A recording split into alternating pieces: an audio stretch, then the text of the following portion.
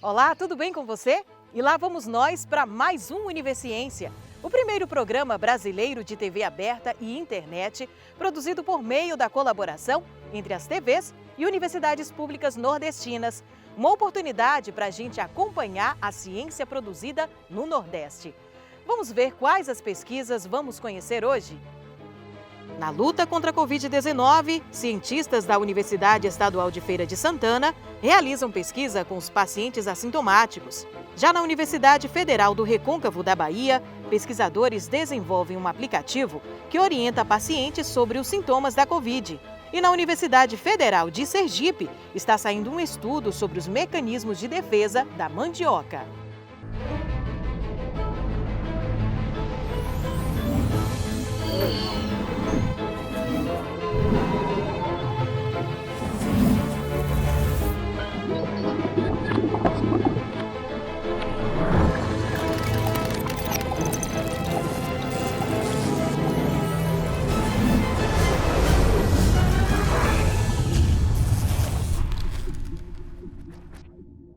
A gente acompanha a luta incansável da ciência para entender e combater o coronavírus. A exemplo de um trabalho desenvolvido na Universidade Estadual de Feira de Santana, na Bahia, em parceria com a Fiocruz e a Organização Mundial da Saúde. Por meio de um estudo inédito, os cientistas mostram a importância da realização de testes para a identificação da Covid-19 em pessoas sem sintomas. A detecção precoce da doença ajuda na redução e controle de casos.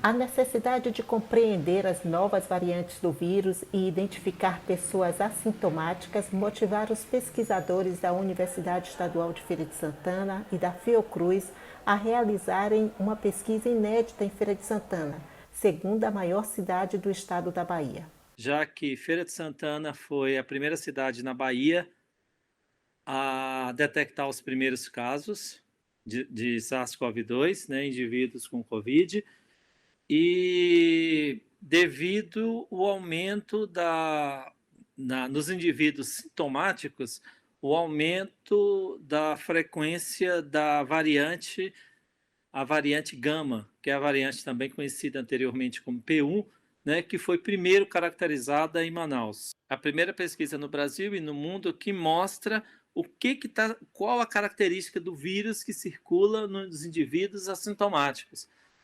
Os trabalhos anteriores em assintomáticos foi a testagem de anticorpo.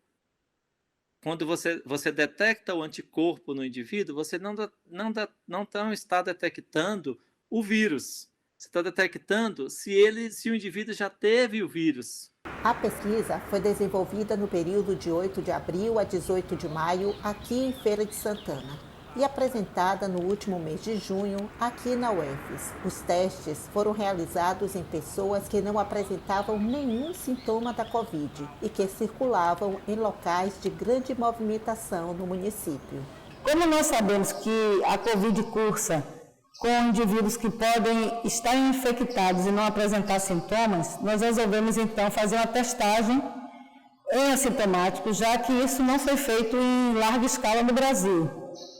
Feira de Santana é um importante polo comercial, um entroncamento rodoviário, por aqui passam muitas pessoas, tem um comércio muito forte, e a gente observa que as medidas restritivas não estão sendo acompanhadas por grande parte da população, que está levando a vida normal como se não houvesse epidemia. No momento em que essa pessoa chegava, nós abordávamos se ela já tinha tido a doença, se tinha algum sintoma, então se não apresentou nenhum sintoma, entrava na pesquisa. Então elas não tinham conhecimento de que estavam infectadas. Uma outra etapa da pesquisa, que é muito importante, que contamos com a equipe da Vigilância Epidemiológica do município de Feira de Santana, foi o monitoramento dos casos positivos, e o rastreamento dos contatos, que são as pessoas que convivem com esse caso, que eventualmente podem ter sido contaminados também. Então, ali nós fazíamos toda a orientação e o acompanhamento até desfechos. Ver se esse paciente evoluiu para cura, se ele precisa procurar alguma unidade hospitalar, se teve algum internamento.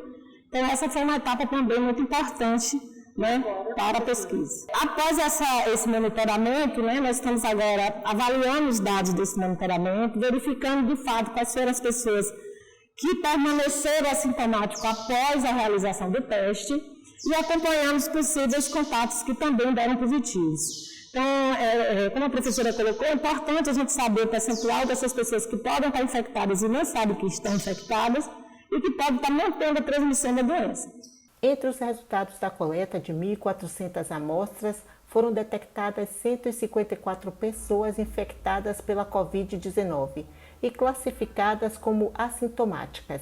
A coleta também constatou 122 genomas e uma variante predominante em 100% dos infectados, a P1 ou Gama, conhecida inicialmente como variante de Manaus, que tem como característica a transmissão em 1,7 a 2,4 vezes maior do que as outras linhagens do vírus. A gente não esperava encontrar entre 11, nós refizemos, porque quando vocês me entrevistaram antes, a gente estava com os resultados preliminares sem fazer uma análise mais afinada. Nós refazemos as análises e vimos que não é nem 11%, é 13%. E esperávamos muito menos da metade disso nos indivíduos sintomáticos, né? Então, isso nos preocupou e muito, porque a gente sabe que essa variante ela faz com que o indivíduo produza mais vírus. Se ele produz mais vírus e está nos indivíduos assintomáticos, a probabilidade desse vírus se espalhar muito mais e mais indivíduos se tornarem infectados, né, é muito grande se quem carrega o vírus, quem está carregando esse vírus, são os indivíduos assintomáticos também, além dos sintomáticos. O que se espera a partir desses resultados é que a prefeitura ela invista mais em testar com a PCR, né, com o teste da PCR, os indivíduos assintomáticos também, né, que não só a prefeitura de Feira de Santana, mas esse é um projeto que mostra para todo o Brasil, né, não só para o Brasil, mas para o mundo todo, que é importante testar os assintomáticos para dar mais suporte às medidas de prevenção da transmissão, que são a utilização de máscara eficiente e máscara que seja utilizada de maneira eficiente, não máscara utilizada abaixo do nariz, por exemplo, né? E os indivíduos usam a máscara, mas eles tocam na máscara. Depois que eles tocam na máscara, eles tocam em outras coisas, em outras pessoas. Tá? Então, e o distanciamento social, né? A Covid-19 ainda é um desafio para os nossos tempos. E graças aos esforços dos nossos cientistas, a gente está no caminho certo para entender como o vírus se comporta, o surgimento de novas vacinas e outros benefícios. E depois do intervalo, pesquisadores criam um aplicativo que orienta o paciente sobre ida ao hospital em caso de suspeita de Covid. A gente volta já já.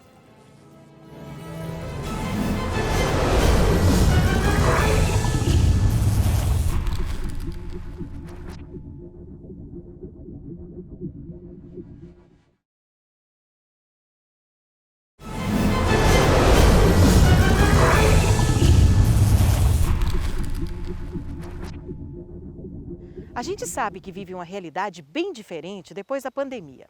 Novos casos surgem todos os dias, muitas internações são registradas e uma simples ida ao hospital pode trazer riscos. Cientistas da Universidade Federal do Recôncavo da Bahia criaram um dispositivo para ajudar nessa situação. Lançando mão da inteligência artificial, o aplicativo para celulares coleta dados da frequência respiratória e é capaz de indicar se um paciente com Covid-19 deve procurar um hospital.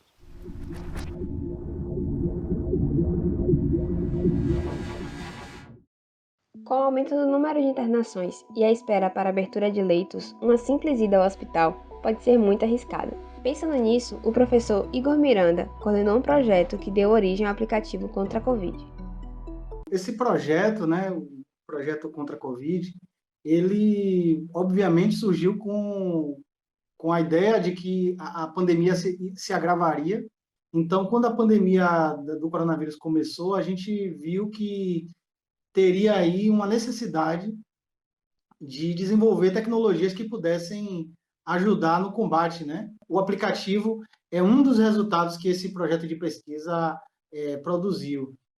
Eu fiz parte do grupo que trabalhou com processamento digital de sinais, e o objetivo desse grupo era conseguir extrair algumas informações de sinais captados pelo celular. Em um primeiro momento, a ideia era tentar extrair informações de um sinal de áudio, né? Tentar extrair informações da tosse dos usuários do aplicativo, mas acabamos partindo para uma análise do acelerômetro do celular, né? O usuário ele colocava o celular na barriga e, através do movimento que esse celular fazia na barriga do usuário, a gente tentava extrair informações com relação à respiração.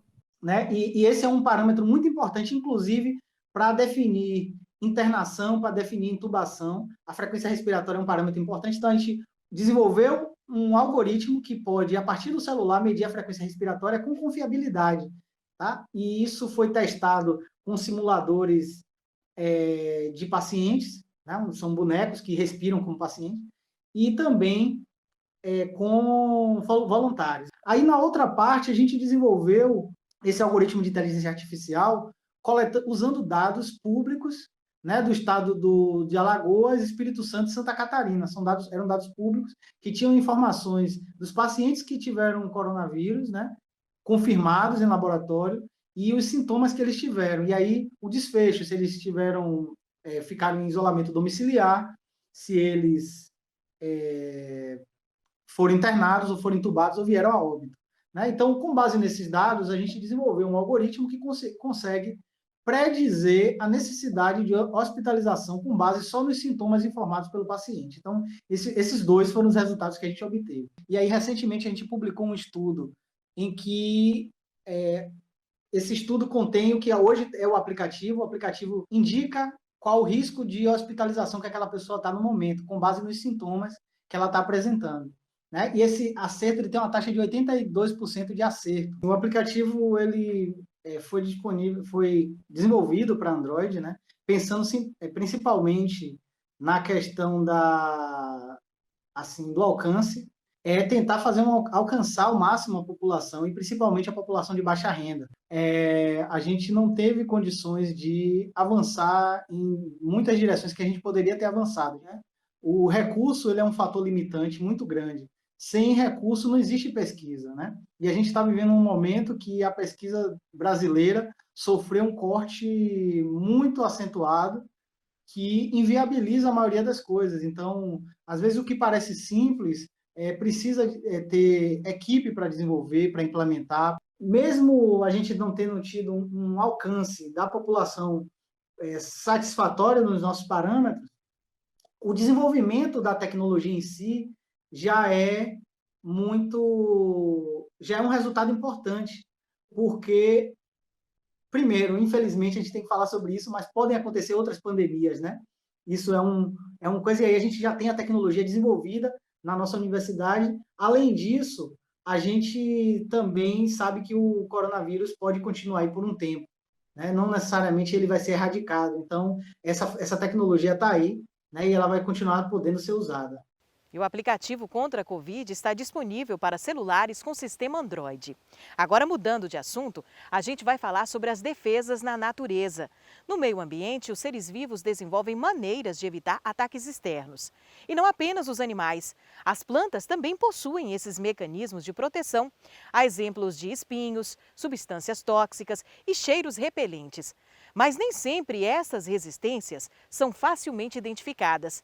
E analisando a raiz da mandioca, pesquisadores da Universidade Federal de Sergipe descobriram novas formas de defesa e explicam quais são elas para a gente.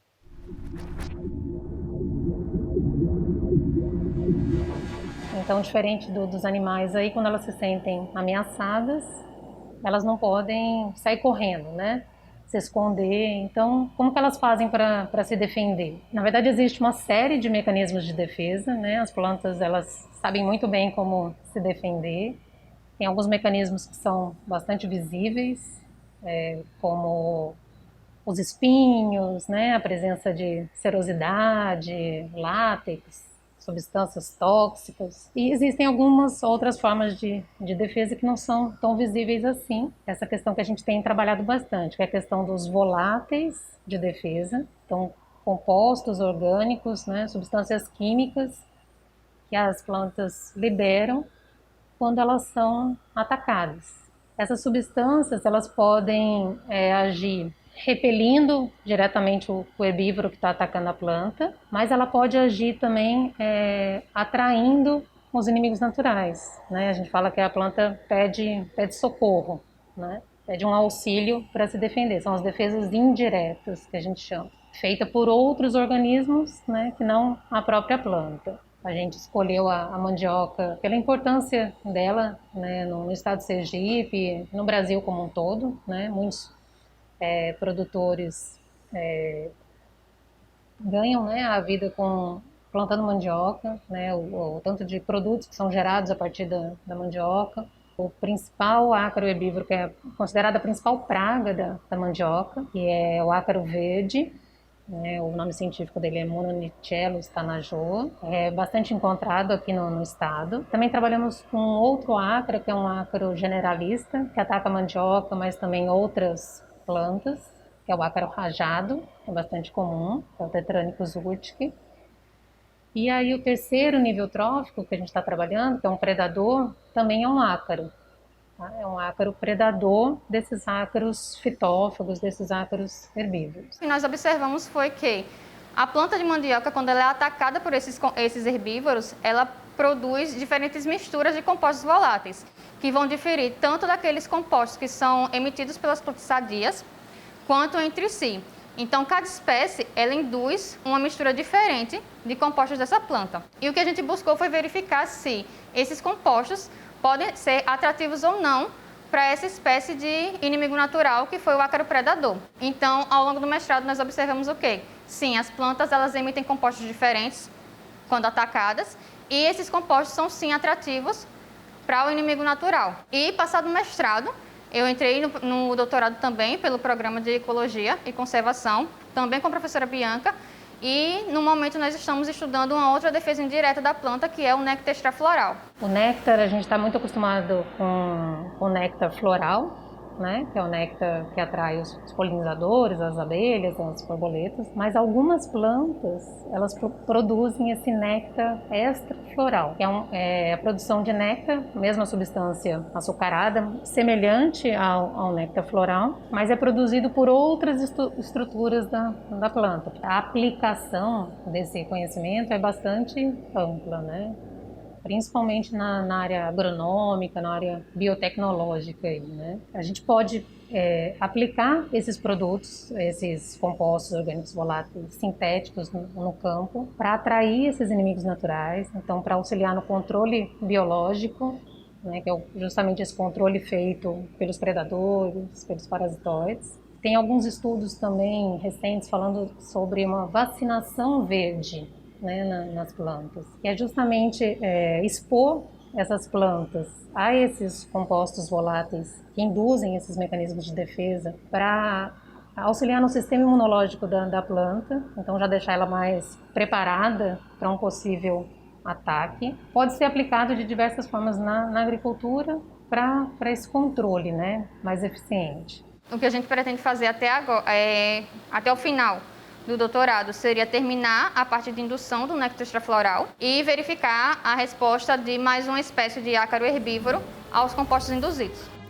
E depois do intervalo, a gente volta com uma pesquisa da Universidade Estadual de Alagoas que estuda as propriedades da própolis vermelha. Daqui a pouco.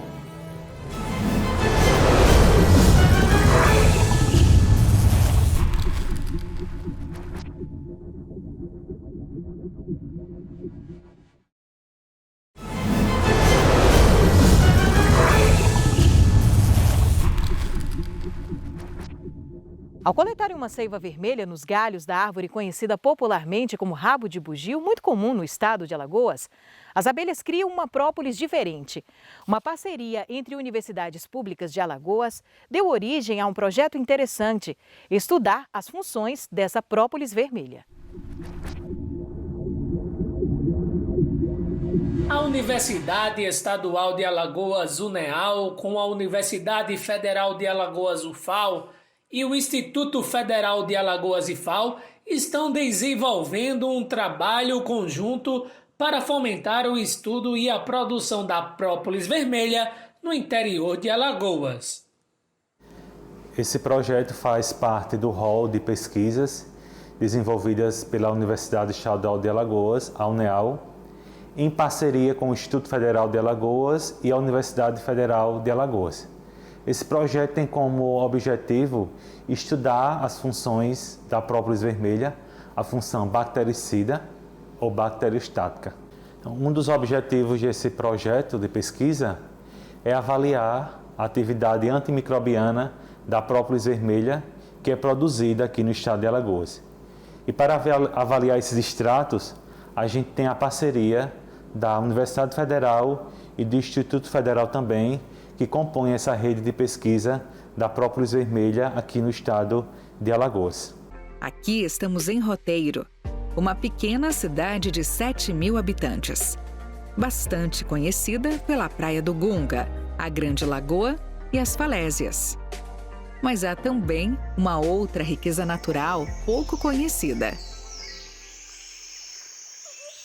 Esta é a árvore rabo de bugio, um nome carinhoso dado à espécie da Aubergea ecastophyllum, uma planta nativa dos manguezais e que produz a matéria-prima da própolis vermelha, um dos compostos mais cobiçados no mundo.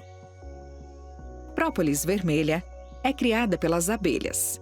Após as mesmas coletarem uma seiva vermelha nos galhos da árvore rabo de bugio. Essa secreção resinosa da árvore é a resposta defensiva provocada pelas perfurações feitas por um inseto nativo no mangue, raramente visto. E nós temos uma demonstração onde nossas alunas estão realizando os procedimentos, para realizar a análise do perfil antimicrobiano dessas bactérias, A aluna de número 1, ela fez a retirada do material da bactéria, É um bacilo gram-negativo, uma Escherichia coli. E aí fez o repique em um tubo de ensaio estéreo e repassou para a aluna seguinte, que faz a dispersão dessa bactéria no meio de cultura H. Miller Hinton, para que o mesmo seja aplicado e incubado em estufa por um período de 24 horas. Após 24 horas são analisados os halos de dispersão em meios de cultura. Como foi afirmado, professor Jonathan, esse projeto em parceria com o IFAL e com a Universidade Federal de Alagoas, nós já realizamos algumas análises e a gente vê que a nossa própolis vermelha ela possui uma grande propriedade bactericida, contudo a própolis marrom, mais proveniente da zona da mata, ainda não tem estudos que tratem dessas propriedades. E é um dos objetivos do nosso trabalho, é realizar essas análises e ver sobre a possibilidade do perfil antibactericida ou antibacteriostático frente a esses extratos. Nós sabemos na literatura que já existem alguns estudos que afirmam a propriedade bactericida e bacteriostática da própolis vermelha proveniente do litoral de Alagoas. Contudo, foram utilizados apenas uma cepa. E o grande diferencial da nossa pesquisa é utilizar um painel antimicrobiano, utilizando bactérias gram-positivas e gram-negativas pré-determinadas e com o perfil antimicrobiano pré-definido. E o Universiência de hoje fica por aqui. A gente volta na próxima semana com mais pesquisa científica para você. Até lá!